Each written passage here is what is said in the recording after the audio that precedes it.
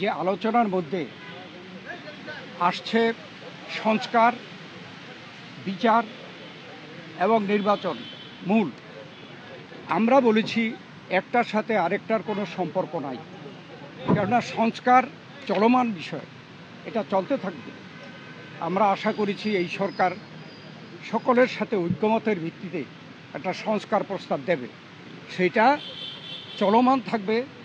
এবং আমরা যদি ভবিষ্যতে জনগণ আমাদেরকে ক্ষমতায় বসায়, আমরা সেই সংস্কার চলমানভাবে আমরা সংস্কার বাস্তবায়নের আমরা প্রচেষ্টা নেব।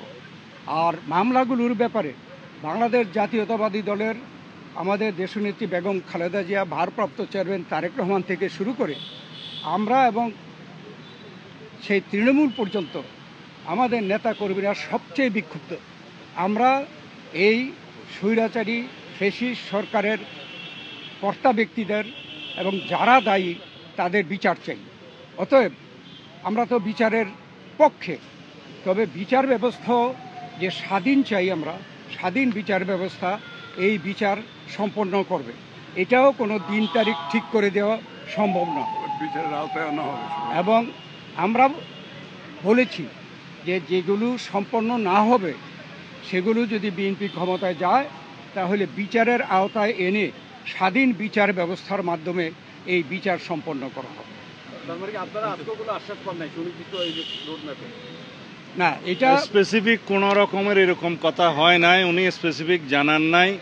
আমরা আমাদের দাবি জানিয়েছি, হয়তো বা ওনারা ওনার প্রেসের মাধ্যমে জানাবেন, সেই জন্য আমরা অপেক্ষা করব।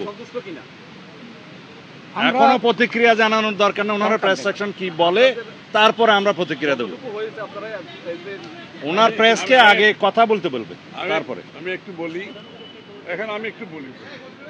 মূলত সংস্কার এবং বিচার, নির্বাচন, এই তিনটার উপর আলোচনা হয়েছে এবং সংস্কারের ব্যাপারে আমরা এটা পরিষ্কার এবং ওনারা একমত হয়েছে। সংস্কার যেখানে ঐক্যমতের ভিত্তিতে হওয়ার কথা, তার ভিত্তিতে সংস্কার কাজ সম্পন্ন হবে এবং সেই কাজ অতি সহসা সম্পন্ন করা সম্ভব। এখানে কোনো দ্বিমত পোষণ করেন না। বিচার ব্যবস্থা বিচার বিভাগ করবে এবং বিচারের আওতায় আনার ব্যাপারে যে আলোচনা হয়েছে, এখানে ওনাদের কোনো দ্বিমত নাই। সুতরাং ডিসেম্বরের আগেও নির্বাচন করা সম্ভব, এই আলোচনা হয়েছে এখানে।